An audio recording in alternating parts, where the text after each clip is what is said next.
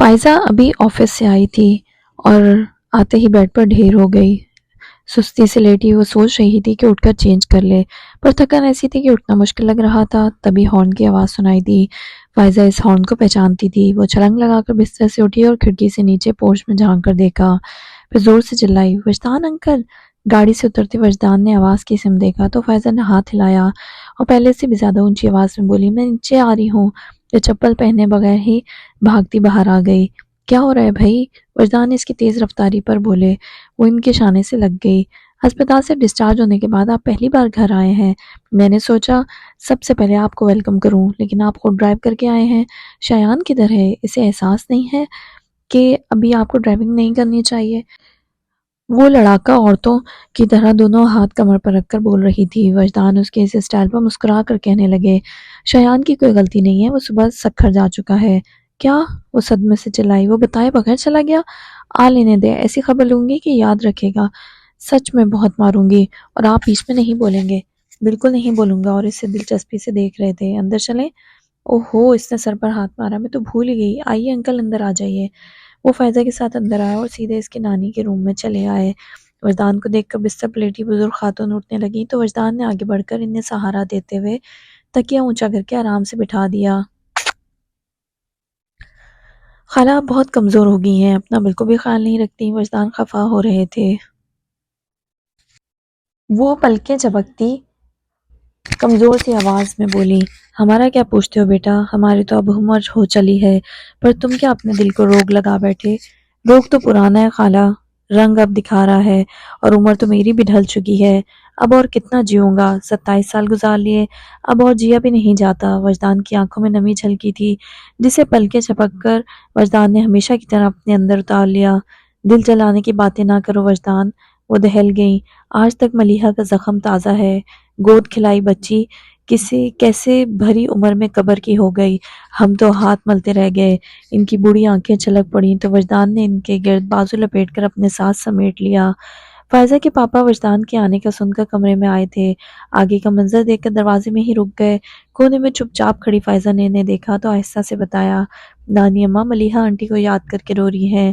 انہوں نے ہونٹ بھیج لیے اور وجدان کی طرف دیکھا، جنہوں نے اسی پل نظریں اٹھائی تھیں۔ ان آنکھوں میں قیامت کے آثار تھے۔ وجدان دھیرے سے اٹھ کر باہر چلے گئے۔ فائزہ چلتی ہوئی بیڈ پر آ بیٹھی اور انہیں چپ کراتے ہوئے گھونٹ گھونٹ پانی ان کے حلق میں اتارنے لگی۔ اس کے پاپا اس کے برابر بیڈ پر بیٹھے اور نرمی سے اس کی نانی کو مخاطب کر کے بولے، وجدان کا خیال تو کر لیا کریں تائی جان، مہینہ بھر پہلے ہی تو اسے ہارٹ اٹیک ہوا ہے۔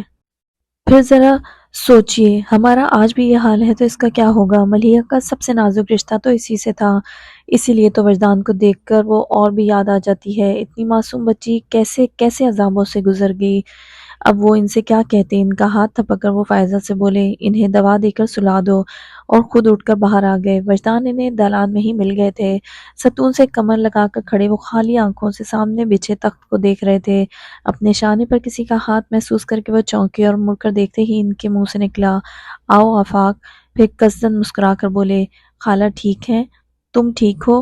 آفاق ان کا چہرہ دیکھ کر بولے تو انہوں نے نظریں چرا کر آہستہ سے کہا، اب تو عادت سی ہو گئی ہے۔ پھر سر جھٹک کر خود کو نارمل کرتے ہوئے کہا، آفاق یار تم سے کچھ بات کرنی ہے۔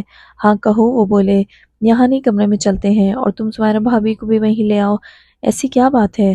بتا دوں گا، پہلے کمرے میں تو چلو، وجدان نے کہا تو آفاق انہیں اپنے روم میں لے آئے اور آتے ہوئے سمیرہ کو بھی کمرے میں آنے کا کہہ دیا۔ سمیرہ کمرے میں آئیں تو وہ دونوں صوفوں پر بیٹھے تھے۔ ان پر نظر ڈال کر وہ بھی وہیں آ کر آفاق کے ساتھ بیٹھ گئیں۔ ہاں اب بولو، آفاق وجدان سے بولے۔ وجدان نے ایک نظر ان کے چہروں کو دیکھا اور پھر کہنے لگے، بات یوں تو بہت سیدھی سی ہے، شایان جوان ہو چکا ہے اور مجھے لگتا ہے اب اسے شادی کر لینی چاہیے۔ ویسے عام طور پر ماؤں کو بیٹوں کے سر پر سہرا سجانے کا شوق ہوتا ہے، پر شایان کی ماں تو ہے نہیں، اس لیے یہ کام بھی مجھے ہی کرنا ہوگا۔ شکر ہے وجدان تمہیں خیال تو آیا۔ سمیرہ ہنس کر بولی، تم بتاؤ کوئی لڑکی دیکھی ہے یا میں کچھ مدد کروں؟ ایک لڑکی نظر میں تو ہے، کون ہے؟ سمیرہ کے پوچھنے پر وہ کچھ توقف کے بعد جھجکتے ہوئے بولے، فائزہ۔ دونوں میاں بیوی نے فوراً ایک دوسرے کی طرف دیکھا، مگر فوری طور پر کچھ بول نہیں پائے۔ تم یہ مت سمجھنا آفاق کہ میں تم سے فائزہ کا رشتہ مانگ رہا ہوں، میں بس تم سے مشورہ مانگ رہا ہوں کہ اتنی بڑی بات مجھے اپنی زبان پر لانی بھی چاہیے یا نہیں۔ وہ تو شایان نے ہی فائزہ کا نام لے لیا، ورنہ میں تو فائزہ کو اپنی بہو کے بارے میں کبھی بھی سوچتا بھی نہیں۔ آفاق حیرت کے ابتدائی جھٹکے سے سنبھل چکے تھے، انہیں دیکھ کر بولے، کیوں وجدان، میری بیٹی میں کوئی کمی ہے کیا؟ وجدان کے ساتھ سمیرہ نے بھی چونک کر انہیں دیکھا۔ وجدان نے کہا، میرا یہ مطلب نہیں تھا آفاق، فائزہ ہر لحاظ سے بہترین ہے، مگر شایان کو فائزہ کے حوالے سے قبول کرنا شاید تمہارے لیے مشکل ہو۔ شایان تمہارا اور ملیحہ کا بیٹا ہے، اس حوالے کے بعد انکار کی کوئی گنجائش نہیں بچتی، مگر فائزہ سے پوچھنا ہوگا، اگر اسے کوئی اعتراض نہیں ہوا تو مجھے بھی کوئی اعتراض نہیں ہوگا۔ وجدان نے ممنونیت سے اسے دیکھ کر کہا، تم نے میرے بیٹے کے سامنے شرمندہ ہونے سے مجھے بچا لیا، بلکہ میری زندگی میں وہ کون سا مقام ہے جہاں تم نے میرا ساتھ نہیں دیا؟ یاد نہیں آتا آفاق، میں نے وہ کون سی نیکی کی تھی جو اللہ نے مجھے تم جیسا دوست دیا؟ میں نے کبھی تم پر کوئی احسان نہیں کیا، بس دوستی نبھائی ہے، اور اب ایک لفظ اور مت کہنا، آفاق نے انہیں ڈپٹ کر کہا تو وہ ہلکا سا مسکرا دیے۔ فائزہ کو جب اس پروپوزل کے بارے میں پتہ چلا اور ساتھ ہی سمیرہ نے یہ بھی بتایا کہ شایان نے خود اس سے شادی کی خواہش ظاہر کی ہے، تو وہ چپ سی ہو گئی۔ ان کے پوچھنے پر بس اتنا ہی کہا، میں سوچ کر بتاؤں گی۔ شایان کے لیے فائزہ کی خاموشی حیران کن تھی۔ جب سے وجدان نے فون پر اسے بتایا تھا کہ وہ آفاق اور سمیرہ سے رشتے کی بات کر چکے ہیں، اسے فائزہ کی طرف سے کسی دھماکے کا انتظار تھا، مگر وہاں بدستور خاموشی تھی۔ حالات کا جائزہ لینے کے لیے اس نے سمیرہ سے بھی فون پر بات کی تھی، پر انہوں نے پروپوزل کے بارے میں کوئی بات ہی نہیں کی، اور براہ راست فائزہ سے بات کرنے کی اسے ہمت ہی نہیں ہوئی۔ اسے پتہ تھا وہ اس پر چڑھائی کر دے گی۔ ڈی آئی جی آفس میں اسے میٹنگ کے لیے کال کیا گیا تھا۔ 1.5 گھنٹے کی میٹنگ کے بعد وہ اپنے آفس میں آیا اور سیٹ پر بیٹھ کر اپنا موبائل آن کیا، جو اس نے میٹنگ کے دوران بند کر رکھا تھا۔ فائزہ کی طرف سے 14 مس کال الرٹس تھے۔ وہ اپنی سیٹ پر ریلیکس ہو کر بیٹھا تھا، چونک کر سیدھا ہوتے دونوں کوہنیاں ٹیبل پر ٹکاتے ہوئے وہ سوچنے لگا کہ آخر فائزہ نے اتنی بار اسے کال کرنے کی کوشش کیوں کی ہوگی۔ پھر کچھ سمجھ میں نہیں آیا تو موبائل پر اس کا نمبر ڈائل کرنے لگا۔ پہلی ہی بیل پر اس کی کال ریسیو کر لی گئی۔ شایان کے ہیلو بولنے سے پہلے ہی فائزہ کی تیز مگر رندھی ہوئی آواز فون پر سنائی دی، شایان تم فوراً کراچی آ جاؤ۔ کیوں، کیا ہوا؟ وہ پریشان ہو کر بولا۔ بس تم گھر آ جاؤ شایان، جتنی جلدی ہو سکے آ جاؤ۔ اس کے مستقل رونے پر شایان کو اچانک ہی وجدان کا خیال آیا۔ اسی خیال سے خوفزدہ ہو کر تیزی سے بولی، فائزہ ابو ٹھیک ہے؟ ہاں، اب کہ وہ خود پر قابو پا کر بولی، انکل خیریت سے ہیں، مگر تانیہ، اتنا بول کر وہ رونے لگی۔ تانیہ کو کیا ہوا؟ شایان، تانیہ نے خودکشی کر لی۔ کیا کہہ رہی ہو؟ اس کی آواز پھٹ پڑی۔ اس کی حالت بہت خراب ہے شایان، اس نے اپنی دونوں کلائیاں کاٹ لی ہیں، ڈاکٹر کہہ رہے ہیں اس کی حالت بہت سیریس ہے، وہ مر جائے گی شایان، تانیہ مر جائے گی، بس تم فوراً آ جاؤ۔ اس نے اتنا ہی کہا کہ لائن کٹ گئی۔ شایان کے حواس گم ہو چکے تھے۔ اس نے اپنی کلائیاں کاٹ لی؟ شایان کے کانوں میں فائزہ کی آواز ابھری اور اسے لگا کوئی تیز دھار چیز اس کے شہرک پر پھر گئی ہو۔ اس کی حالت بہت خراب ہے۔ شایان کی خود کی حالت ایسی ہو رہی تھی جیسے جسم میں جان ہی نہ رہی ہو، وہ مر جائے گی، تانیہ مر جائے گی۔ نہیں، شایان کے اندر کوئی کچھ بلاسٹ ہوا تھا۔ وہ اپنی سیٹ سے اٹھا اور آندھی طوفان کی رفتار سے باہر دوڑا۔ پولیس اسٹیشن میں موجود لوگوں نے حیرت سے اے ایس پی شایان مصطفیٰ کو دیوانوں کی طرح بھاگتے ہوئے دیکھا۔ کچھ نے اسے آوازیں بھی دیں مگر اس کی تیزی میں کوئی فرق نہیں آیا۔ جیپ میں بیٹھ کر اس نے انجن اسٹارٹ کیا اور ایکسیلریٹر کو پوری طرح دباتے ہوئے جھٹکے سے جیپ آگے بڑھا دی۔ سر جی کی آوازیں لگاتار اس کے پیچھے آ رہی تھیں۔ سامنے سے آتا کانسٹیبل عین وقت چھلانگ لگا کر سائڈ میں ہو گیا، ورنہ شایان کی جیپ اس سے رونتے ہوئے گزر جاتی۔ شایان سے بات کرتے کرتے فائزہ نے بیچ میں خود ہی لائن ڈسکنیکٹ کر دی اور اب وہ حساب لگا رہی تھی، سکھر سے کراچی تک کی ڈرائیو 2.5 سے 3 گھنٹے کی ہے، مگر شایان زیادہ سے زیادہ 2 گھنٹے میں کراچی پہنچ جائے گا، آدھا گھنٹہ مزید لگے گا گھر آنے میں، یعنی میرے پاس 2 گھنٹے ایکسٹرا ہیں، اس کے بعد کام شروع ہو جائے گا۔ پھر وہ آرام سے بیڈ پر اوندھی لیٹ کر میگزین پڑھنے لگی، جو وہ شایان کا فون آنے سے پہلے پڑھ رہی تھی۔ جب 2 گھنٹے گزر چکے تو وہ بیڈ سے اٹھی اور نیچے کچن میں آ گئی، جہاں سمیرہ رات کے کھانے کے لیے ملازمہ کو ہدایات دے رہی تھیں۔ ممی، اس نے بیچ میں انہیں مخاطب کیا، انداز ایسا تھا جیسے فکر مند ہو۔ کیا ہوا؟ سمیرہ اس کی آواز پر مڑی، پھر اس کی شکل دیکھ کر پریشان ہوگی۔ ممی، ابھی وجدان انکل کا فون آیا ہے، ان کی طبیعت بہت خراب ہو رہی ہے، کہہ رہے تھے سینے میں درد ہے، آپ پلیز جلدی جا کر معلوم کریں، کہیں ان کی حالت زیادہ خراب تو نہیں؟ اچانک کیا ہو گیا اسے؟ ابھی کل تو آفاق سے اسے اپنے ساتھ چیک اپ کے لیے لے کر گئے تھے، ڈاکٹر نے کہا تھا سب ٹھیک ہے۔ وہ واقعی فکر مند ہو گئی تھی۔ ہارٹ پیشنٹ کا کیا پتا، کبھی بھی طبیعت خراب ہو سکتی ہے۔ ممی پلیز آپ جائیے نا انکل کے پاس، مجھے بہت فکر ہو رہی ہے۔ ہاں جاتی ہوں، جواد سے کہو گاڑی نکالے۔ وہ तेज तेज बोलती किचन से बाहर आकर अपने कमरे में चली गई। फायजा फौरन अपने भाई के पास आकर बोली, उठ जाएं जवाद भाई, मम्मी कह रही हैं गाड़ी निकालें, इन्हें मिर्जान अंकल के घर जाना है, उनकी तबीयत खराब है। जवाद जल्दी से उठ बैठा, तुम्हें किसने बताया? अंकल का फोन आया था, मगर आप देर मत करें, जल्दी से गाड़ी निकालें।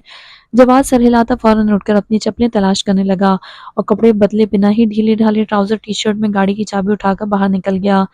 फायजा सुमेरा के कमरे में आई, वो चादर ओढ़कर तैयार खड़ी थी। जवाद उठ गया। फायजा को देखकर उन्होंने पूछा, भाई गाड़ी में आपका इंतजार कर रहे हैं। इतना सुनकर ही वो बाहर निकल गईं।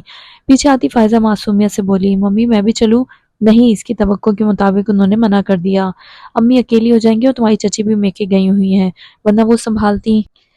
इन्हें खाना खिलाकर टाइम से दवा दे देना। और तुमने अपने पापा को फोन किया है? चलते चलते रुककर उन्होंने पूछा तो फायजा गड़बड़ा गई। पापा को फोन करने की क्या जरूरत है? जरूरत से क्या मतलब? वो खफा हुई और कॉरिडोर में रखा टेलीफोन सेट उठाकर आफाक को फोन मिला दिया। आफाक आप फौरन वजदान की तरफ आ जाए, इनकी तबीयत सही नहीं है। नहीं, इसका फोन आया था, फायजा से बात हुई। हाँ मैं भी जा रही हूँ। अच्छा ठीक है। फायजा अपना सर पकड़कर खड़ी थी। सुमेरा ने आफाक से बात करके फोन रखा तो इसने फौरन इन्हें पकड़कर बाहर धकेला कि कहीं वो किसी और को भी फोन ना कर दें। इन्हें भेजकर फायजा ने तानिया का नंबर मिलाया और इसका फोन उठाने का इंतजार करने लगी। फायजा कैसी हो? इसका नंबर फ्लश होता देखकर तानिया ने कॉल रिसीव करते ही कहा, मैं भी ठीक हूँ। अच्छा सुनो, तुम फौरन घर आ जाओ। क्यों, खैरियत? एक सरप्राइज है। मैं इस वक्त पोर्च में ही खड़ी हूँ, बस फ्रेश होकर आ जाती हूँ। फ्रेश यहाँ आकर हो जाना, देर करने की जरूरत नहीं है, बस फौरन चली आओ। अच्छा बाबा आ रही हूँ, तानिया ने कहा। वो पोर्च में गाड़ी रोककर दरवाजे खुले से बात कर रही थी। फोन बंद करके वो वापस गाड़ी में बैठी और रिवर्स करके गेट से बाहर ले गई। मरियम लॉन में ही थी। इसे पोर्च में खड़े फोन पर बात करते देखकर वो इस तरफ आई, मगर इनके पहुंचने से पहले ही वो गाड़ी में बैठकर गेट से बाहर जा चुकी थी। जिस वक्त वो फायजा के घर पहुंची रात के 9 बज रहे थे। फायजा गाड़ी की आवाज पर बाहर आ गई। फिर तानिया को साथ लिए वो अंदर सिटिंग रूम में आ बैठी। हाँ कहो, क्या सरप्राइज है? तानिया काउच पर बैठने के बाद बोली, शायान ने मुझे प्रपोज किया है। फायजा ने बाजू लपेटकर इसे देखते हुए सपाट लहजे में कहा। तानिया कुछ देर तक बोल नहीं पाई। मुबारक हो, जब कहा तो इसकी आवाज बेहद धीमी थी। ओ शट अप। फायजा एकदम ही फट पड़ी। क्या तमाशा लगा रखा है तुम दोनों ने? वो तुमसे मोहब्बत करता है और तुम उससे मोहब्बत करती हो, मगर शादी किसी और से करोगे? शायान ने कभी मुझसे मोहब्बत नहीं की। वो आजरदा सी हो गई। रेली? उस सजाई अंदाज में बोली। तानिया को बुरा लगा। हाँ, शायान ने कभी नहीं कहा कि उसे मुझसे मोहब्बत है। तुमसे नहीं कहा होगा, मगर मेरे सामने इसने सैकड़ों बार एतराफ किया है कि वो तुम्हें चाहता है। वो तब कर बोली। तानिया बस इसे देख कर रह गई और वो टहल टहल कर अपने गुस्से पर काबू पाने की कोशिश करते हुए जोर जोर से बोल रही थी, अच्छी भली लव स्टोरी है, मगर नहीं, ट्रेजेडी का होना बहुत जरूरी है। ना बने कोई और जालिम समाज ये काम खुद भी तो किया जा सकता है। न जाने कहाँ कहाँ से लंगड़ी लूली किस्म की मजबूरियां बरामद करके सोग मनाया जा रहा है। तुम इतना उलझ क्यों रही हो? अगर तुम्हें कुछ शक है तो इनकार कर दो। वो तो मैं कर ही दूंगी, तुम्हारे मशवरे की जरूरत नहीं है, मगर तुम इकरार क्यों नहीं करती? जब शायान ने ही कुछ नहीं कहा तो मैं क्यों कहती? इसे भी गुस्सा आ गया। फैंटास्टिक। वो और भी भड़क गई। मोहब्बत करने से पहले क्या इससे इजाजत ली थी?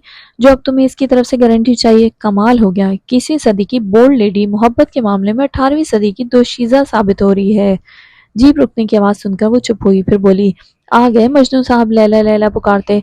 आज तो आमना सामना होकर रहेगा, जितनी बार दिल चाहे आई लव यू कहलवा लेना। शायान आया है? वो तानिया सटपट आ गई। फायजा के जवाब से पहले ही फुल यूनिफॉर्म में मलबूस वहशत ज़दा चेहरा लिए शायान खुले दरवाजे से अंदर चला आया।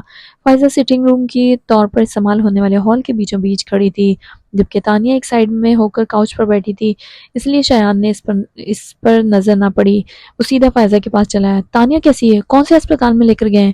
फायजा चिड़ी हुई तो पहले ही थी, भड़क कर बोली, मर गई तानिया। फिर शायान के फक होते चेहरे को देखकर इसे एहसास हुआ कि इसने एक इंतहाई बात कह दी, तो फौरन ही कहा, अरे कुछ नहीं हुआ तानिया को, वो देखो ठीक ठाक बैठी है। शायान ने गर्दन घुमाकर इस तरफ देखा जिस तरफ फायजा ने इशारा किया था, फिर तेजी से तानिया की तरफ आया, इसके सामने कारपेट पर बैठ गया और बेताबी से इसकी दोनों कलाइयां अपने हाथों में थामकर टटोलते हुए इसने कहा, तुम ठीक तो हो? फिर इसकी कलाइयां छोड़कर इसका चेहरा दोनों हाथों में भर के बोला, ये क्या हरकत थी? कोई ऐसे भी करता है? तानिया ने कब शायान के ऐसे अंदाज देखे थे? वो तो इतनी बुरी तरह बौखला गई कि कुछ बोलने का ख्याल तक नहीं आया। यूं भी वो सारे ड्रामे से लाइल्म ही थी, बस एक यकटिक शायान को देख रही थी। फायजा ने कहा, तानिया ने कोई खुदकुशी नहीं की है, मैंने तुमसे झूठ बोला था। जरा सा सर मोड़कर शायान ने फायजा को देखा। झूठ बोला था? लेकिन क्यों? इसके असाब इस कदर टूटे हुए थे कि इसे गुस्सा भी नहीं आया। तुम्हें यहाँ बुलाने के लिए, सिर्फ इसलिए तुमने मुझसे इतना बड़ा झूठ बोला? अब इसके लहजे में हल्की हल्की आंच आने लगी थी। तुम्हें अंदाजा भी है तुम्हारे झूठ ने मेरी क्या हालत की होगी। तानिया को कुछ हो गया तो इससे आगे का सोचकर दिल चाह रहा था जीप सामने से आते किसी ट्रक से टकरा दूं। हर सेकंड के साथ लग रहा था रूह जिस्म का साथ छोड़ती जा रही है। तानिया ने खुदकुशी कर ली, इतनी बड़ी बात तुमने ऐसे ही बोल दी, मजाक है ये तुम्हारे लिए? आखिर में इसकी आवाज़ धाड़ की मानत गूंज गई। तानिया भी एक पल को सहम सी गई, मगर फायजा पर कोई असर नहीं हुआ। वो तेज होकर बोली, चलो मेरे लिए मजाक ही सही, मगर तुम्हें क्या? तानिया मेरी दोस्त है, तुम्हारी क्या लगती है? क्यों जान निकल रही थी तुम्हारी? क्यों दीवानों की तरह दौड़े चले आए? तानिया जिए या मरे तुम्हें क्या फर्क पड़ता है? फर्क पड़ता है, वो तैश में आकर बोला। अच्छा, फायजा इसका मजाक उड़ाने के अंदाज में हंसी। अब ये भी बता दो कि फर्क क्यों पड़ता है? तने हुए आसाब के साथ फायजा के मुकाबिल खड़ा हुआ उसे घूरने लगा तो फायजा की मुस्कुराहट कुछ और गहरी हो गई। मैं जानती हूँ तुम कभी नहीं बताओगे। शायान नजरें चुराता इसके सामने से हट गया। मैं अक्सर सोचती हूँ पर समझ नहीं पाती, क्या बुज़दिल लोग ही मोहब्बत करते हैं या मोहब्बत करने वाला हर शख्स बुज़दिल बन जाता है? अब वो जानबूझकर इसे उकसा रही थी। वार कारगर था, शायान बोला तो इसके लहजे में आग सी तपिश थी। मैं बुज़दिल नहीं हूँ। अच्छा तो हिम्मत वाले हो? वो बदस्तूर इसका मजाक उड़ा रही थी। बच्चे की तरह शायान को बिचकारते हुए बोली, तो फिर बोल कर दिखाओ तुम्हें तानिया से मोहब्बत है। चलो शाबाश, बोलो अब, बोलो। वो दोनों इस पर झगड़ रहे थे और तानिया बस मुंह उठाए तमाशाइयों की तरह टुकर टुकर देख रही थी। फायजा के अल्फाज पर इसकी निगाहें शायान की तरफ उड़ गईं। शायान एड़ी पर घूमता फायजा के सामने आ गया, फिर इसकी आंखों में आंखें डालकर भड़कते हुए लहजे में बोला, मैं तानिया से मोहब्बत करता हूँ, इतनी मोहब्बत कि इसकी खातिर 100 बार जान से गुजर जाऊंगा। आंखें मीच कर सांस बाहर छोड़ती तानिया ने आज जाना था, कभी कभी लफ्ज भी जिंदगी बन जाते हैं, मगर अगले लम्हे लफ्जों ने ही इसकी रूह खींच ली। मगर मैं तानिया से शादी नहीं कर सकता। क्यों? क्योंकि नूरुल हुदा फारूकी की बेटी है। तानिया ने अपने पापा के हवाले पर हैरान होकर फायजा को देखा। नहीं, शायान ने तरदीद करते हुए कहा, क्योंकि ये अजहर फारूकी की पोती है। फायजा ने तासुफ से इसे देखा। अगर ये बात इतनी ही अहम थी तो मोहब्बत करने से पहले इसका शजरा नसब मालूम कर लिया होता। फिर वो तानिया की तरफ मुड़ी। सुना तुमने? ये वजह थी तुमसे गुरेज करने की। बल्कि तुम कहाँ जानती होगी, मैं बताती हूँ। तुम मलिहा फारूकी को जानती हो? अजहर फारूकी की इकलौती बेटी थी वो, और तुम्हारे पापा की कजन। लेकिन इनका एक और तारुफ भी है, वो शायान की माँ थी। पता नहीं तुम जानती भी हो या नहीं, मगर इनकी और वजदान अंकल की लव मैरिज थी और अजहर फारूकी इस शादी के खिलाफ थे। जब वो किसी तरह नहीं माने तो आंटी ने घर छोड़ दिया और बस कहानी खत्म। नहीं फायजा, कहानी तो इस मोड़ से शुरू हुई थी। शायान ने दुखी लहजे में कहना शुरू किया, मेरी माँ की जिंदगी की अजियत भरे लम्हों की कहानी। वो अपने बाबा जान से बहुत मोहब्बत करती थी और उन्हें लगता था वो भी उनसे उतनी ही मोहब्बत करते हैं, और एक दिन वो अपनी बेटी की खुशी की खातिर इस रिश्ते को कबूल कर लेंगे। मगर ऐसा नहीं हुआ। उनकी अना ने अम्मी को तोड़ कर रख दिया, मगर नाना जान नहीं झुके और अम्मी ये सह नहीं पाई। जानती हो तानिया, सिर्फ 20 बरस की उम्र में मेरी माँ मर गई। सिर्फ 20 बरस की उम्र में। तानिया के लिए ये खबर नई नहीं थी, लेकिन शायान के लहजे का कर्ब महसूस किए बिना न रह सकी और सर झुका लिया। कौन जिम्मेदार है? मैंने अपनी माँ को खो दिया, किसका कसूर है? और अब्बू? इसने अपने होंठ काटे। मुझे वो कभी जिंदा नहीं लगे। पाने और खोने में अहम वो नहीं होता जो पाया हो, जो खो दिया हो उसका दर्द ज्यादा महसूस होता है। मैं तुम्हें दर्द नहीं दे सकता तानिया। अम्मी ने एक रिश्ते को पाकर एक रिश्ते को खो दिया था, पर इस रिश्ते को खो देने का मलाल जिंदगी भर नहीं गया। और तुम एक शायान मुस्तफ़ा को पाने के लिए कितने रिश्ते को खो दोगी और खो कर क्या जी पाओगी? तानिया की आंखों से आंसू गिरने लगे और शायान को अपना जवाब मिल गया। फायजा को तानिया के आंसू देखकर दुख हुआ था। तुम गलती पर हो शायान, तानिया को कुछ खोना नहीं पड़ेगा। सभी कहते हैं नूरुल हुदा फारूकी बहुत मेहरबान शख्स हैं, घनी छाँव की तरह इनके दिल में हर किसी का दर्द समा जाता है। वो इतने केयरिंग है कि किसी थर्ड पर्सन के लिए भी आउट ऑफ द वे जा सकते हैं। वो कभी अपनी बेटी के साथ ज्यादती नहीं होने देंगे। लेकिन अजहर फारूकी उनकी कमजोरी है और उनकी सॉफ्ट नेचर ही उन्हें कभी नाना जान से बगावत करने नहीं देगी, और नाना जान मुझे कभी कबूल नहीं करेंगे। तुम्हें रिजेक्ट करके आखिर वो किसे रिजेक्ट करेंगे? अपनी ही बेटी को। फायजा ने दलील दी। वो अपनी बेटी को रिजेक्ट कर चुके हैं। शायान ने इसकी दलील रद्द कर दी। फायजा कुछ बोल ना पाई। तानिया बेहिस निगाहों से कारपेट को घूरती इन दोनों की बातें सुनती जा रही थी। उसे लग रहा था कि वो आज सिर्फ सुनने के लिए ही यहाँ आई थी। इसने कहीं भी कुछ बोलने की कोशिश नहीं की, मगर शायान की अगली ही बात ने उसे बोलने पर मजबूर कर दिया। शायान ने कहा था, नाना जान सिर्फ अना परस और सख्त मिजाज ही नहीं है, वो जिद्दी और घमंडी भी है। अम्मी ने अब्बू से शादी करके इनका घमंड तोड़ा था, और नाना जान कभी इस बात को नहीं भूलेंगे। मुझे कबूल करना इनके लिए हार मानने जैसा है। उन्होंने वजदान मुस्तफ़ा से हार नहीं मानी, मुझसे कैसे हार मान लेंगे? बेटी की मौत इनकी जिद न तोड़ सकी, तानिया इनकी जिद के आगे कैसे ठहर पाएगी? ان کی ضد ٹوٹ چکی ہے شایان، میں نے انہیں آنٹی کو یاد کر کے روتے ہوئے دیکھا ہے۔ میں مانتی ہوں دادا جان نے اپنی ضد پر اڑے رہے، پر آنٹی نے بھی تو ضد نہیں چھوڑی، پھر کون کس سے شکایت کرے؟ مانا وہ غصے میں تھے، اور غصے میں انہوں نے آنٹی کو اپنی زندگی اور گھر سے بے دخل بھی تو کر دیا، تو کیا باپ کو اپنی اولاد سے ناراض ہونے کا بھی حق نہیں؟ اور آخر کتنے عرصے تک ناراض رہتے؟ وہ ایک دن تو مان ہی جاتے۔ چلو مانا، آنٹی کو زندگی نے مہلت نہیں دی، پر انکل کو تو انہیں منانا آنے چاہیے تھا۔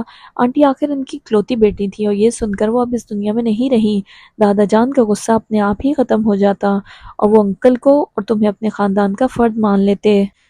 وہ خود کو بابا جان کی طرفداری کرنے سے روک نہیں پائی، تو ان کی حمایت میں بول پڑی۔ شایان چپ کر کے اس کی بات سنتا رہا، پھر جب وہ چپ ہوئی تو کہا، اپنی غلط فہمی دور کر لو، نانا جان امی کے جنازے میں شامل تھے۔ کیا؟ تانیہ سچ مچ حیران ہو گئی۔ نہ ہی کبھی یہ سوچنا کہ وہ اپنی ضد چھوڑ چکے ہیں۔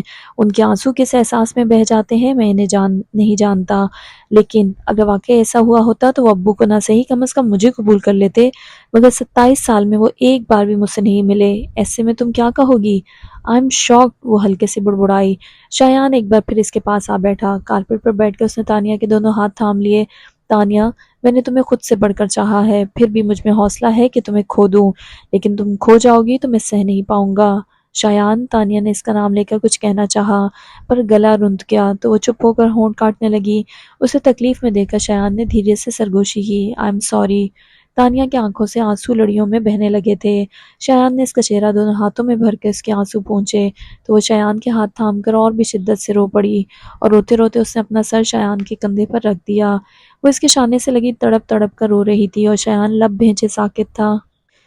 وہ شخص جسے آپ کبھی تکلیف نہ دینا چاہیں، پھر آپ کے ہاتھوں تکلیف اٹھا کر آپ ہی کے شانے پر سر رکھ کر روئے، تو آپ کیا کریں گے؟ فائزہ بھی افسردہ سی کھڑی تھی کہ ہال کے دروازے پر سایوں کو محسوس کر کے اس نے دروازے کی جانب دیکھا۔ وجدان کے ساتھ آفاق، سمیرہ اور سمد حیران کھڑے شایان سے لگ کر روتی تانیہ کو دیکھ رہے تھے۔ پاپا؟ فائزہ کی آواز پر شایان نے یوں ہی بیٹھے ہوئے گردن موڑ کر دیکھا۔ تانیہ نے بھی اس کے شانے سے سر اٹھا کر دیکھا، پھر وہ اٹھی اور آنسو پوچھتی باہر نکل گئی۔ شایان بھی تانیہ کے جاتے ہی اٹھ کر چلا گیا۔ یہ سب کیا تھا؟ شایان کے چلے جانے کے بعد سمیرہ نے فائزہ سے پوچھا، جو پہلے تو ان کو دیکھ کر پریشان ہو گئی تھی، مگر اب اسے ان کی آمد غنیمت لگ رہی تھی۔ خود پر قابو پا کر وہ بولی، آپ لوگ آرام سے بیٹھ جائیں، میں سب بتاتی ہوں۔ تانیہ کا یوں گیٹ سے لوٹ جانا مریم کو اچنبے میں ڈال رہا تھا۔ وہ اندر آ کر بابا جان کے کمرے میں چلی آئیں۔ عجیب سی بات ہے، بابا جان ابھی تانیہ آئی تھی، گاڑی سے نکلی، پھر کچھ سیکنڈ فون پہ بات کر کے وہ واپس گاڑی میں بیٹھ کر چلی گئی۔ کچھ ضروری کام نکل آیا ہوگا۔ بابا جان نے کتاب بند کر کے چشمے میں سے انہیں دیکھا۔ بتا کر جانے میں کیا حرج تھا، اب میں بیٹھی پریشان ہوتی رہوں گی؟ وہ بولی تو بابا جان مسکرا دیے، تو بیٹا مت پریشان ہونا، انہوں نے سنا ہی نہیں، ایسا کرتی ہوں اسے فون کر لیتی ہوں۔ وہ بول کر اٹھی اور کمرے میں رکھے ٹیلی فون سیٹ سے ہی نمبر ڈائل کرنے لگی۔ کچھ دیر ریسیور کان سے لگا کر انہوں نے واپس رکھتے ہوئے کہا، فون بند ہے، آ جائے گی تھوڑی دیر میں، پریشان کیوں ہو رہی ہو؟ وہ رسان سے بولے، آپ ٹھیک کہہ رہے ہیں۔ ناچار وہ خاموش ہو کر بیٹھ گئی، مگر جب تانیہ کو گئے 1 گھنٹے سے زیادہ ہو گیا تو وہ اپنی پریشانی چھپا نہیں پائی۔ اس بیچ وہ تانیہ کا موبائل بھی ٹرائی کرتی رہی، پر کانٹیکٹ نہیں ہو سکا، تو انہوں نے نور الہدیٰ کو فون کر دیا۔ بیکار میں پریشان ہو رہی ہو، آ جائے گی، بچی نہیں ہے، پھر جہاں بھی گئی خود اپنی مرضی سے گئی ہے، پر اس کا موبائل کیوں بند ہے؟ اچھا دیکھو میں گھر آ رہا ہوں، اب تم آرام سے بیٹھ جاؤ، پریشان مت ہونا۔ پھر وہ کچھ دیر میں ہی گھر آ گئے تھے۔ ابھی تک کسی نے کھانا بھی نہیں کھایا تھا۔ نور الہدیٰ چینج کر کر آئے اور کھانا لگوا دیا۔ کھانا کھا کر انہوں نے بچوں کو سونے کے لیے بھیجا کہ انہیں صبح کالج جانا تھا۔ بابا جان کو انہوں نے کمرے میں جانے کو کہا، نہ وہ خود ہی گئے، اور اب یہ تینوں لاؤنج میں تانیہ کے آنے کا انتظار کر رہے تھے۔ 11:30 بجنے تک بابا جان بھی ٹھیک ٹھاک پریشان ہو گئے تھے۔ پریشان تو اب نور الہدیٰ بھی تھے، مگر چہرے سے کچھ ظاہر نہیں ہونے دے رہے تھے، لیکن ان کا اضطراب بھی اب محسوس ہو رہا تھا۔ وہ بار بار تانیہ کا نمبر ٹرائی کر رہے تھے۔ 12 بجے کے قریب اس کی کار پورچ میں آ کر رکی تو مریم ایک دم ہی باہر جانے کو کھڑی ہو گئی۔ خود نور الہدیٰ کی بھی جان میں جان آئی تھی، مگر وہ متانت سے بولے، نارملی بیہیو کرنا، دیر سویر ہو جاتی ہے، اس میں کوئی بڑی بات نہیں۔ مریم نے اسوات میں سر ہلا دیا۔ تانیہ لاؤنج میں آئی تو اس کا دھواں دھواں چہرہ دیکھ کر نور الہدیٰ اور بابا جان بھی پریشان ہوئے۔ اپنی جگہوں سے اٹھ کھڑے ہوئے، ان کے چہرے دیکھ کر تانیہ کی نظر گھڑی پر گئی اور وہ شرمندہ سی ہو گئی۔ آئی ایم سوری، مجھے دیر ہو گئی۔ وہ تو کوئی بات نہیں، مگر موبائل تو آن رکھنا چاہیے تھا، بابا جان نرمی سے اس کی غلطی کی نشاندہی کر رہے تھے۔ موبائل آف تو نہیں ہے؟ بولتے ہوئے اس نے اپنا موبائل چیک کیا اور بولی، اوہو بیٹری لو ہے، تم کچھ ٹھیک نہیں لگ رہی۔ مریم اپنی فکر مندی چھپا نہیں پائیں۔ تانیہ نے کوئی جواب نہیں دیا۔ وہ پاس آ کر اس کا گال تھپک کر بولی، جاؤ جا کر سو جاؤ، تمہیں آرام کی ضرورت ہے۔ تانیہ روئی تو نہیں مگر ماں کو پاس دیکھ کر اس کی آنکھیں نم ہو گئیں۔ وہ آہستہ سے ان کے گلے لگی۔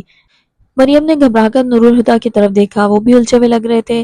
تانیہ کیا ہوا بیٹا، پریشان ہو؟ ماما کو بتاؤ بچے۔ وہ پیار سے اس کی پیٹھ تھپک کر اسے ریلیکس کر رہی تھی، پر وہ چپ ہی رہی تو وہ پریشانی سے کہنے لگی، تانیہ بیٹا کچھ بولو، دیکھو پاپا بھی پریشان ہو رہے ہیں اور دادا جان بھی فکر مند ہے، ان کی طبیعت خراب ہو جائے گی۔ تانیہ نے اپنے پاپا کی طرف دیکھا اور پھر دادا کی طرف، واقعی سب پریشان ہو گئے تھے۔ وہ مریم سے الگ ہو کر ان سے بولی، ماما میں ٹھیک ہوں، آپ سب ٹینس نہ ہو۔ کیسے نہ ہو جب تم ٹینس ہو ماما؟ تانیہ ان کی بات کاٹ کر بولی، انصر اچھا لڑکا ہے، آپ اسے ہاں کر دیں۔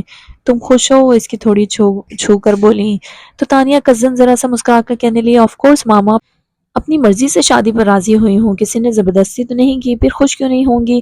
اچھا میں سونے جا رہی ہوں، اب صبح بات ہوگی۔ اپنی بات کہہ کر وہ اپنے کمرے میں جانے کے لیے سیڑھیاں چڑھنے لگی۔ لاؤنج میں کھڑے تینوں شخص اپنی اپنی سوچ کی گرفت میں تھے۔ نور الہدیٰ نے اپنا قدم اٹھایا تو بابا جان ان کا ارادہ بھانپ کر بولے، اس وقت تانیہ کو اکیلا چھوڑ دو نور الہدیٰ، فی الحال وہ کچھ نہیں بتائے گی۔ نور الہدیٰ ان کی طرف دیکھ کر زہر خوند لہجے میں بولے، میں اپنی بیٹی کو اس کے دکھوں کے ساتھ اکیلا نہیں چھوڑ سکتا، جیسے آپ نے اپنی بیٹی کو تنہا چھوڑ دیا تھا۔ ملیحہ کے ذکر پر مریم کے تن بدن میں آگ لگ گئی تھی، مگر مصلحتاً وہ کچھ بولے بغیر پلٹ کر اپنے کمرے میں چلی گئی۔ نور الہدیٰ نے ایک نظر جاتی ہوئی مریم کو دیکھا، پھر خود بھی سیڑھیاں چڑھنے لگے۔ لاؤنج میں تنہا رہ گئے بابا جان کی آنکھیں نم ہو گئیں۔ ملیحہ کی موت کے لیے نور الہدیٰ مجھے کبھی معاف نہیں کرے گا، ان کے گال بھیگتے جا رہے تھے۔ نور الہدیٰ نے تانیہ کے کمرے کا دروازہ کھول کر اندر دیکھا۔ نائٹ بلب کی روشنی میں وہ دوسری طرف کروٹ لیے بیڈ پر لیٹی تھی۔ آہستہ سے دروازہ بند کرتے بیڈ پر بیٹھ کر وہ کچھ بھی بولے بنا اس کے بالوں میں انگلیاں چلانے لگے۔ تانیہ نچلا ہونٹ دانتوں میں دبائے بے حس لیٹی رہی، پھر اس سے رہا نہیں گیا تو ایک دم سے پاپا کہتی پلٹ کر ان سے لپٹ گئی۔ پاپا کی جان اس کے گرد بازو پھیلاتے نور الہدیٰ نے تانیہ کو اپنے پرشفقت حصار میں لے لیا۔ اس کا نام شایان ہے، میں اس سے پہلی بار فائزہ کے گھر پر ملی تھی، پھر وہ کچھ دن بعد یونیورسٹی آیا تھا۔ ان کے سینے پر سر رکھے آنسوں کے بیچ اٹک اٹک کر بتانے لگی تھی۔ دھیرے دھیرے اسے تھپکتے نور الہدیٰ ہر سیکنڈ کے ساتھ 1 انچ خوف کی دلدل میں دھنستے جا رہے تھے۔ وجدان اور ملیحہ کا ذکر کیے بغیر تانیہ نے اپنے 3 سالوں کا ہر پل کھول کر ان کے سامنے رکھ دیا تھا۔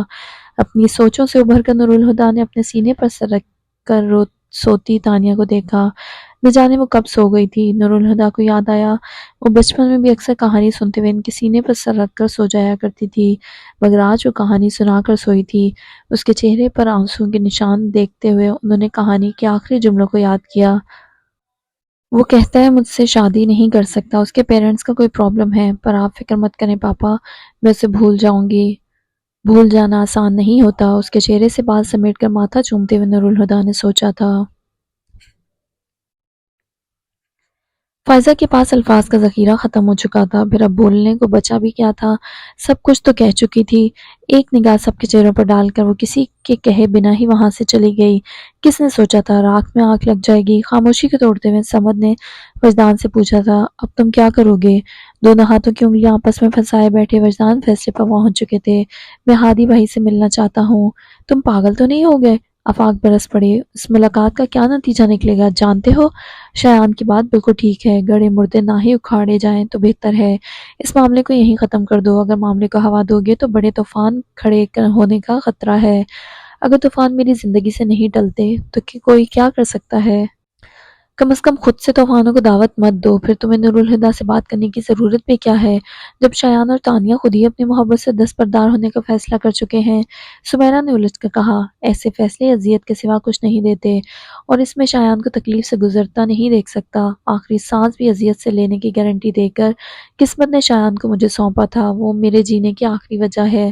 آفاق نے ترہم سے انہیں دیکھا، اور جس دن تم نے قصر فاروقی میں قدم رکھا پھپھا جان تم سے تمہارے جینے کی آخری وجہ بھی چھین لیں گے، تو کیا کروں؟ اپنے بیٹی کی زندگی گروی رکھ کر اپنی سانسیں ادھار مانگ لوں؟ مجھے یہ سودا منظور نہیں، وہ دو ٹوک انداز میں بولے، پھر کہا، ملیحہ کہا کرتی تھی محبت بوجھ نہیں ہوتی، پھر بھی جھکا دیتی ہے۔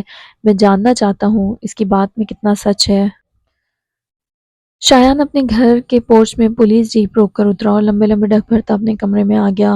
شرٹ کے نیچے جسم کا وہ حصہ جہاں اس نے تانیہ کے آنسوں کی نمی محسوس کی تھی اب بھٹی کی طرح سلگ رہا تھا۔ شرٹ پینٹ سے باہر کھینچ کر اس نے گریبان کے بٹن کھول دیے اور دوسرے ہاتھ سے اپنے شانے کو مسلنے لگا۔ پھر سانس کی آمد و رفت بدستور مشکل ہی رہی۔ اندرونی کشمکش جنون کا روپ دھار چکی تھی۔ اس نے اپنے ہاتھ کا مکہ بنا کر ایک دھاڑ کے ساتھ سامنے دیوار پر دے مارا، وہ پاگلوں کی طرح چلاتے ہوئے دیوار پر مکے برسا رہا تھا۔ اس کے دونوں ہاتھ زخمی ہو چکے تھے اور ان سے خون بہنے لگا تھا، پھر بھی وہ رکا نہیں۔ اس کے توانا بازوؤں کی طاقت سے دیوار کا پینٹ تک اکھڑ چکا تھا، مگر دیوانگی تھی کہ کم ہونے کے بجائے بڑھتی جا رہی تھی۔ اب اس نے کمرے میں رکھی چیزوں کو اٹھا اٹھا کر پھینکنا شروع کیا۔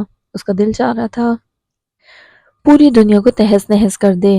کرسیوں کو اس نے اپنی ٹھوکر سے الٹ کر رکھ دیا، بیڈ پر سے تکیے اور چادر ہوا میں اچھال دیے۔ سائڈ ٹیبل سے لیمپ اٹھا کر دیوار پر مارنے کا ارادہ تھا کہ اس کے تار میں الجھ کر ساتھ رکھا فریم ٹیبل پر الٹ گیا۔ امی! لیمپ چھوڑ کر اس نے ملیحہ کی تصویر والا فریم دونوں ہاتھوں میں کسی قیمتی مگر نازک شے کی طرح احتیاط سے پکڑ لیا اور اپنی آستین سے فریم کے شیشے کو صاف کر کے چومنے کے بعد سینے سے لگاتا کمرے کی وسط میں آ کر فرش پر بیٹھ گیا۔ دیوانگی آنسوں میں ڈھل گئی۔ تصویر پر ہاتھ پھرتا ہوا وہ سرگوشی میں کہہ رہا تھا، کتنے آرام سے آپ مجھے چھوڑ کر چلی گئی۔ اپنے وجود کے حصے سے کوئی ایسے بے نیاز ہوتا ہے؟ زندگی کے ہر پل میں میں نے آپ کی کمی محسوس کی ہے۔ کہتے ہیں اولاد تکلیف میں ہو تو ماں قبر میں بھی بے چین ہو جاتی ہے۔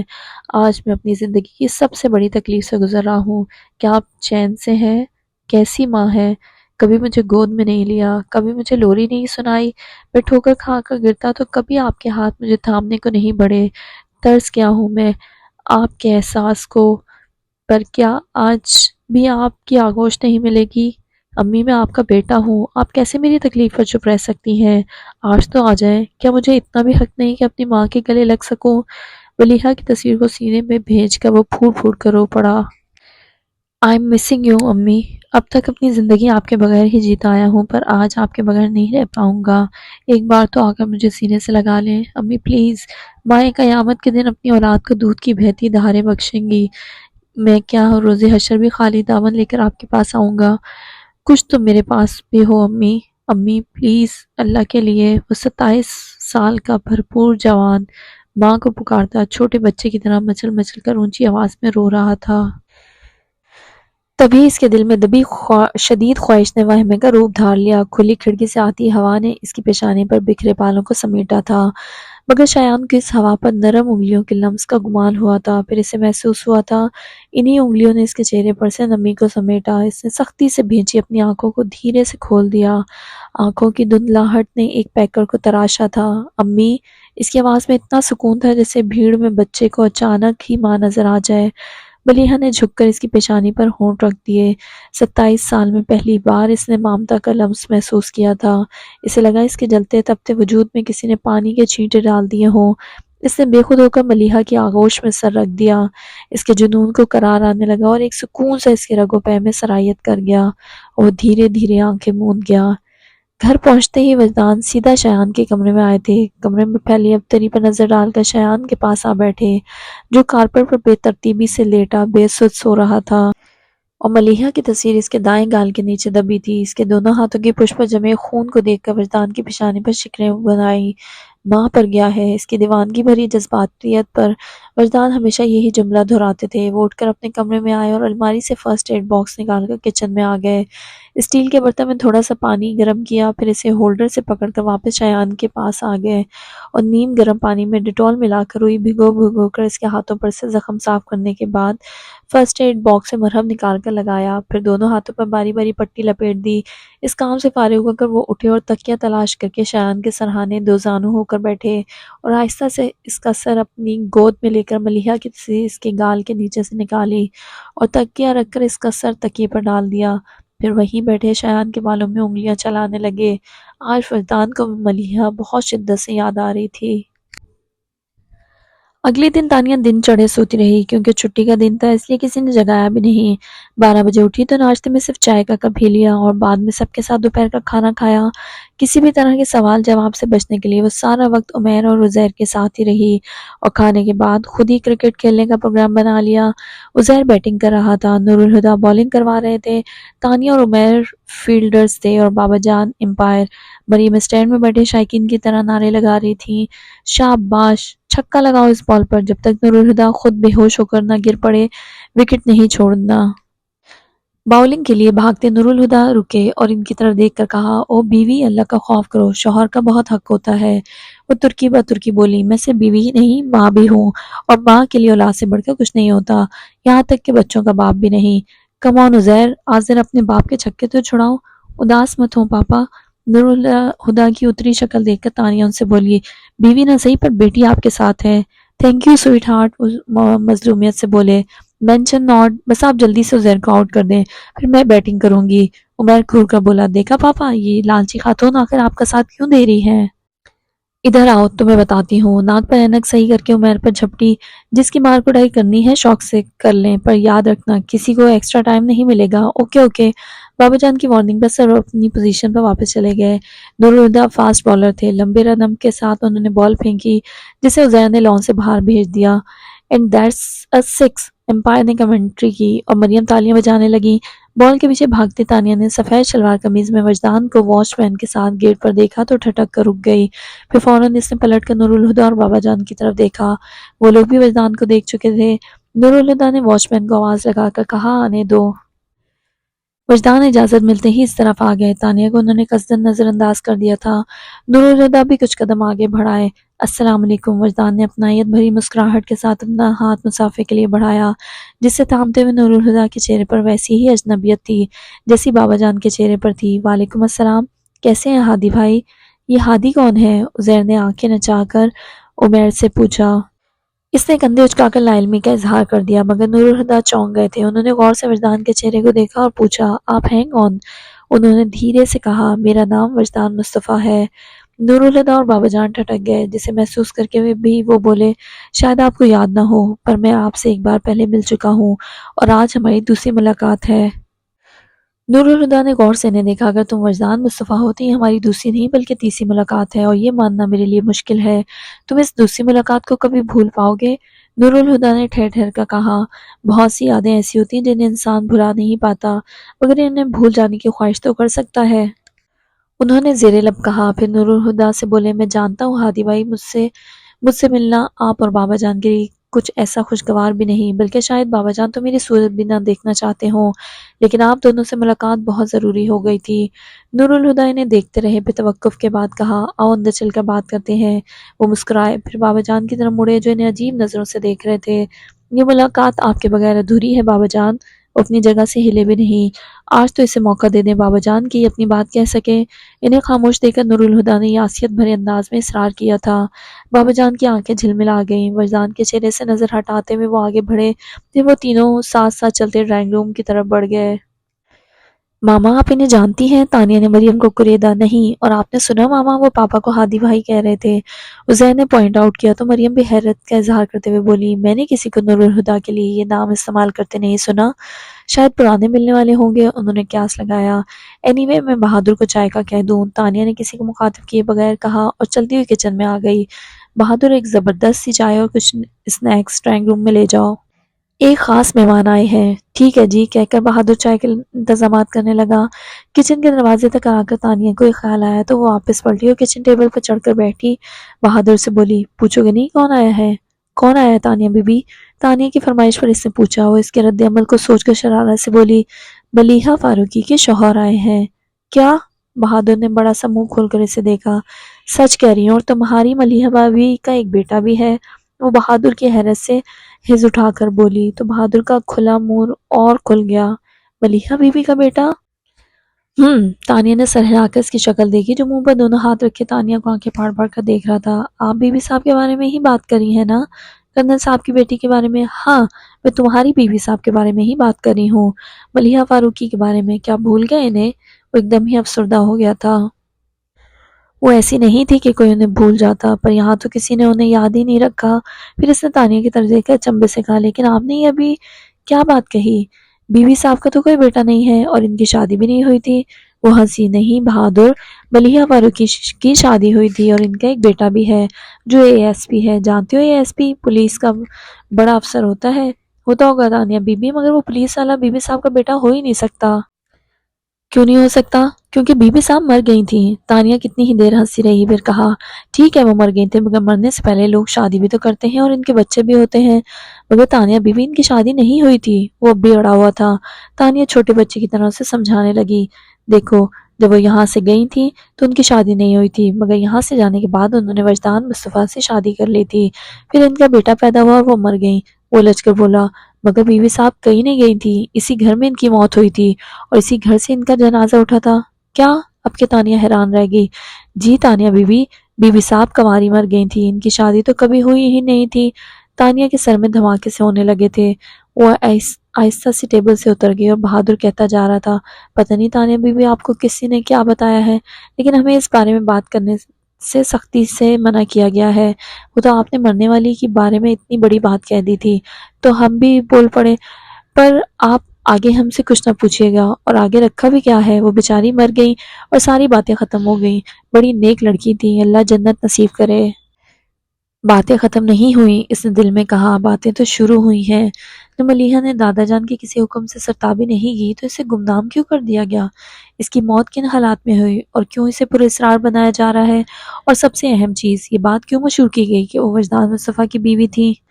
اور ان کی اصل بیوی اور شایان کی ماں کون ہے؟ اور اس کی شخصیت کو کیوں چھپایا گیا اور کیوں شایان کو بھی یہ یقین دلایا گیا کہ وہ ملیحہ کا بیٹا ہے؟ سوال ہر طرف بکھرے تھے پر جواب کہیں نہیں تھا۔ وہ لاؤنج میں آئی اور ڈرائنگ روم کے گلاس ڈور سے اندر دیکھنے لگی جہاں سے پردہ ہٹا ہوا تھا۔ دادا جان صوفے پر بیٹھے بار بار پہلو بدل رہے تھے اور نور الہدیٰ وجدان کے ساتھ بیٹھے ان کے کندھے پر بازو پھیلائے دھیرے دھیرے بولتے وجدان کے بات بڑے دھیان سے سن رہے تھے۔ وہ پہلے ہی جانتی تھی کہ نور الہدیٰ اور بابا جان کبھی ملیحہ کے بارے میں زبان نہیں کھولیں گے۔ اب اس نے وجدان کا نام بھی اس فہرست میں شامل کر لیا تھا۔ نہ جانے اب یہ تینوں اندر بیٹھے کون سا اسکرین پلے لکھ رہے ہیں۔ وہ تین لوگ جنہیں ملیحہ نے سب سے زیادہ چاہا تھا اس کے بارے میں سچ بتانے کو تیار نہیں۔ پتہ نہیں اس کی ذات پر جھوٹ کے پردے کیوں ڈالے گئے۔ کوئی ہے تو اسے بیٹی ماننے کو تیار نہیں اور کوئی کہتا ہے کہ وہ اس کے بچے کی ماں تھی۔ کیا گھرک دندہ ہے۔ وہ چلتی صوفے پر آ بیٹھی۔ کہانی کے 4 بنیادی کرداروں میں سے ایک موت کی آغوش میں چلا گیا اور باقی 3 جو بھی بولیں گے وہ سچ نہیں ہوگا، مگر شاید کہانی کا کوئی ثانوی کردار سچ بولنے پر آمادہ ہو جائے، جیسے سمیرہ۔ آف کورس، اس نے اپنے خیال کی تائید کی۔ سمیرہ کو ضرور پتا ہوگا کہ ملیحہ کی موت کیوں اور کیسے ہوئی۔ اگر یہ پتا چل جائے تو باقی کی الجھنیں بھی سلجھ جائیں گی، لیکن سمیرہ کو میں کہاں ڈھونڈوں گی؟ میں نے تو کبھی ملیحہ کے ننیال میں سے کسی شخص کو قصر فاروقی میں آتا جاتا نہیں دیکھا، تو پھر سمیرہ سے میں کیسے ملوں گی؟ وہ سوچنے لگی۔ میری ممی شایان کی مدر کی کزن ہے۔ تانیہ کو اچانک فائزہ کی بات یاد آئی اور اچھل کر اپنی جگہ سے اٹھ کھڑی ہوئی۔ او مائی گاڈ، فائزہ اور شایان کی مائیں آپس میں کزنز تھیں۔ شایان کی ماں کی حیثیت سے سب ملیحہ کو جانتے ہیں اور فائزہ کی ماں سمیرہ آنٹی اور فائزہ آفاق یعنی سمیرہ آفاق۔ اٹس ریئلی امیزنگ، وہ ہنسنے لگی۔ میں 3 سال سے اس گھر میں جا رہی ہوں جس کے رہنے والوں کا رشتہ قصر فاروقی سے برسوں پہلے ختم ہو چکا ہے، اور جواد کی انگیجمنٹ والے دن آفاق انکل پاپا کی ناک پر چونکے بھی تو تھے، شک کی تو کوئی گنجائش ہی نہیں۔ اور اب آگے کی کہانی سمیرہ آنٹی سنائیں گی۔ وہ جوش میں چلتی اپنے کمرے سے گاڑی کی چابی اٹھا کر پوچھ میں آ گئی اور کچھ ہی دیر میں وہ فائزہ کے گھر پر تھی۔ فائزہ نے اسے دیکھا تو حیران رہ گئی۔ تم؟ ہاں میں، لیکن تم اس قدر حیران کیوں ہو؟ تمہیں پتہ ہے رات تمہارے جانے کے بعد کیا ہوا؟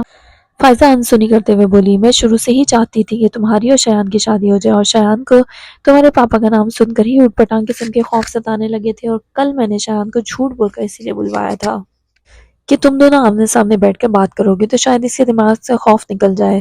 پھر تم بھی اس کی بات مان گئی تو آخری حل یہی بچا تھا کہ میں وجدان انکل کو سب بتا دوں، اور میں نے انہیں سب بتا دیا۔ اچھا، تو اس لیے وہ پاپا اور دادا جان سے ملنے آئے، گھر آ پہنچے۔ میں بھی حیران تھی کہ اتنے سالوں میں تو وہ کبھی دادا جان سے ملنے نہیں آئے، تو آج کیا وجہ ہو سکتی ہے؟ کیا وجدان انکل تمہارے گھر آئے تھے؟ فائزہ پوچھنے لگی۔ آئے تھے نہیں، اس وقت بھی وہ قصر فاروقی میں موجود ہیں۔ بہت بد اخلاق ہو، اتنے برسوں بعد وہ تم لوگوں سے ملنے آیا اور تم انہیں چھوڑ کر یہاں چلی آئی۔ فائزہ نے اسے سنجش کی۔ ان کی پاپا اور دادا جان کے ساتھ خفیہ میٹنگ چل رہی ہے، اس لیے میری اس بد اخلاقی سے کوئی فرق نہیں پڑے گا۔ اچھا سنو، میں آج خاص طور پر آنٹی سے ملنے آئی ہوں، انہیں کمرے میں بلا لو۔ وہ اپنے مطلب کی بات پر آگئی۔ خیریت؟ فائزہ نے پوچھا۔ ہاں بس تم انہیں بلا لو۔ ٹھیک ہے، وہ کہہ کر اٹھی اور روم سے چلی گئی۔ فائزہ بتا رہی تھی تم خاص طور پر مجھ سے ملنے آئی ہو؟ بیڈ پر بیٹھنے کے بعد محتاط انداز میں بولی۔ جی آنٹی، آپ سے کچھ ضروری باتیں کرنی ہیں۔ کہو، 1 منٹ۔ ان کی اجازت پا کر اس نے فائزہ کی طرف رخ کیا۔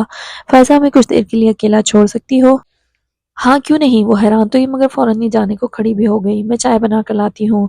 کسی تکلف کی ضرورت نہیں، بس اتنا خیال رکھنا جب تک میں کمرے کا دروازہ کھول نہ دوں کوئی ہمیں ڈسٹرب نہ کرے۔ جیسا تم کہو، وہ کہہ کر باہر نکل گئی اور جاتے جاتے دروازہ بھی بند کر گئی۔ جی تو شروع کریں، اس نے سمیرہ کی طرف دیکھ کر کہا۔ تانیہ نے محسوس کیا کہ وہ کچھ مضطرب سی تھیں۔ مجھے جانتی ہیں؟ انہیں خاموش دیکھ کر تانیہ نے سوال کیا۔ سمیرہ اس کے لہجے سے سمجھ گئی کہ اس کا سوال کا مطلب کیا تھا اور کہا، تم نور الہدیٰ کی بیٹی ہو اور آپ افتخار حسن کی بیٹی ہیں۔ تانیہ نے ان کے چپ ہوتے ہی کہا، میرا مطلب ہے ملیحہ کے ماموں افتخار حسن کی بیٹی۔ تمہیں فائزہ نے بتایا ہوگا؟ انہوں نے فوراً قیاس لگایا۔ نہیں، مجھے ملیحہ نے بتایا ہے۔ سمیرہ نے اس طرح اسے دیکھا جیسے اس کا دماغ چل گیا ہو، مگر بحث نہیں کی۔ میں آپ کی بہت عزت کرتی ہوں، مگر اب مجھے لگ رہا ہے مجھے اس رویے پر ایک بار پھر غور کر لینا چاہیے۔ وہ دانستہ بدلحاظ ہوئی۔ اور اس بات سے تمہارا کیا مطلب ہے؟ وہ ناگواری سے گویا ہوئی۔ آپ کو شرم نہیں آتی؟ تانیہ ایک دم سے بھڑک اٹھی۔ جو لڑکی آپ کو اپنی بہن کی طرح سمجھتی تھی، آپ اس پر بہتان لگاتی ہیں کہ وہ اپنے گھر سے بھاگ گئی تھی۔ میں نے یہ کبھی نہیں کہا کہ ملیحہ گھر سے بھاگی تھی، وہ بل کھا کر بولی۔ تو پھر ملیحہ اور وجدان کی شادی کیوں کر ہوئی؟ وہ پوچھنے لگی۔ ملیحہ کا اپنے بابا جان کے ساتھ اس ایشو پر جھگڑا ہو گیا تھا، پھر بات بڑھ گئی اور ان حالات میں سے گھر چھوڑ کر یہاں آنا پڑا۔ بعد میں ابو اور چاچو نے دونوں میں صلح کرنے کی کوشش بھی کی، مگر پھوپھا جان نے کہہ دیا کہ ملیحہ ان کے لیے مر چکی ہے۔ اس کے بعد سب کو یہی مناسب لگا کہ ملیحہ کی شادی وجدان سے کر دی جائے۔ وہ وجدان کے ساتھ بھاگی نہیں تھی، اسے باقاعدہ رخصت کیا گیا تھا۔ غصے سے چبا چبا کر بولی۔ تانیہ نے سکون سے ان کی بات ختم ہونے کا انتظار کیا، پھر کہا، ان کا انتقال کس طرح ہوا؟ وہ ایک پل کو رکی اور کہا، شایان کی پیدائش پر ملیحہ کی وفات ہو گئی تھی۔ مگر کس طرح؟ وہ پوچھ رہی تھی۔ سمیرا زچ ہو گئی۔ بچے پیدا کرتے وقت اکثر عورتیں مر جاتی ہیں، اس میں پوچھنے والی کیا بات ہے؟ حیران ہونے کی بات تو ہے نا؟ ان کی بات پر غور کرتے ہوئے اٹھی اور ان کے سامنے کھڑے ہوتے ہوئے دونوں بازو لپیٹ کر کہا، اس میں حیران ہونے والی کیا بات ہے؟ سمیرا چمبے سے بولی تو تانیہ اپنے الفاظ پر زور دے کر بولی، اگر ایک ایسی عورت بچہ پیدا ہوتے ہی مر جائے جس کے ہاں کبھی بچہ پیدا ہی نہیں ہوا تھا، تو سن کر حیرت تو ہوگی۔ اس بار سمیرا کچھ نہیں بول پائی۔ ملیحہ کی شادی نہیں ہوئی تھی، اس نے بڑے سکون سے انہیں دیکھتے ہوئے کہا، ایک ایسی لڑکی جو مر چکی ہے، اس کے بارے میں اتنا بڑا جھوٹ؟ وہ کسی کی بیوی اور کسی کے بچے کی ماں تھی۔ بولتے ہوئے آپ کو شرم نہیں آئی؟ وہ چپ ہوئی، پھر طنزیہ ہنسی کے ساتھ بولی، لیکن آپ کیا کسی مرے ہوئے کا لحاظ کریں گی جب آپ نے زندہ لوگوں کو لحاظ نہیں کیا؟ شایان کے ساتھ کیا کیا آپ لوگوں نے؟ جسے وہ ماں سمجھتا ہے وہ اس کی ماں نہیں ہے، اگر پتہ چل جائے تو اس کی کیا حالت ہو؟ اور وہ بد نصیب ماں جس نے اسے پیدا کیا ہے، اس پر کتنا ظلم کیا آپ نے، اور آج میری زندگی آپ لوگوں کی وجہ سے ہی برباد ہو رہی ہے۔ یہ سوچ کر وہ ملیحہ فاروقی کا بیٹا ہے، شایان مجھ سے شادی نہیں کرنا چاہتا، اور میں سچ جان کر بھی اسے بتا نہیں سکتی، کیونکہ میں جانتی ہوں وہ کبھی سہ نہیں پائے گا کہ جس باپ سے وہ اتنی محبت کرتا ہے، اس نے اس کی ماں کی شناخت کے حوالے سے اسے دھوکہ دیا۔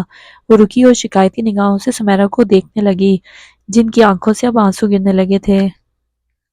دادا جان، پاپا، وجدان اور آپ، ملیحہ نے ہر ایک سے محبت کی، اور اس کے مرنے کے بعد آپ سب نے اس کے ساتھ کیا کیا؟ پاپا اور دادا جان یوں اس کے ذکر سے لا تعلق ہو گئے جیسے وہ کبھی پیدا ہی نہیں ہوئی تھی، اور وجدان جو ملیحہ کے لیے یقین کا چہرہ تھا، اس کے چہرے کا دھوکہ بنا کر اپنے بیٹے کے سامنے پیش کرتے رہے۔ اور آپ نے وجدان کو ایسا کرنے دیا؟ کس قدر بد نصیب تھی وہ، اس نے کبھی سوچا بھی نہیں ہوگا کہ اس کے مرنے کے بعد اس کے ساتھ یہ سب ہو جائے گا۔ سمیرا کے آنسو اور بھی شدت سے بہنے لگے، مگر تانیہ اس پر ترس کھائے بغیر بولتی رہی، جھوٹ کا یہ محل کھڑا کرنے کی کیا ضرورت تھی؟ بتائیں، میری اور شایان کی زندگیوں کو برباد کرنے کا آپ کے پاس کیا جواز ہے؟ جواب دیں، یا دینے کے لیے آپ کے پاس کوئی جواب بھی نہیں؟ استحضائی انداز میں کہتے ہوئے اس کی آواز مزید تیز ہو گئی۔ آج تو آنسو بہا رہی ہیں، مگر جب ملیحہ کی موت کا تماشا بنا رہی تھی اس وقت آپ کے آنسو کہاں تھے؟ میں نے ملیحہ کی موت کو تماشا نہیں بنایا، وہ چلا اٹھی۔ ہاں، وہ بد نصیب تھی، مگر کسی نے بھی نہیں سوچا تھا کہ اس کے ساتھ یہ سب ہو جائے گا۔ پھر وہ آنسو پونچھے بغیر ہولے سے بولنے لگی، مجھے آج بھی یقین نہیں آتا کہ ملیحہ مر چکی ہے۔ کسی نے سوچا تھا وہ اس طرح مر جائے گی؟ جیتے جی کبھی نہیں ستایا، اور مر کر سب کے لیے عمر بھر کا عذاب بن گئی۔ انہوں نے تانیہ کی طرف دیکھا، یہ کوئی پریوں کی داستان نہیں جسے سننے کے شوق میں تم یہاں چلی آئیں۔ جانتی ہو یہ پریوں کی داستان نہیں ہے، مگر پری کی داستان تو ہے جو جادو نگری میں کھو گئی۔ ان کے پاس بیٹھتے ہوئے تانیہ نے اس بار رسان سے کہا تھا۔ سمیرا بھیگی آنکھوں سے اسے دیکھنے لگی اور دھیرے دھیرے ماضی کے پردے ہٹانے لگی۔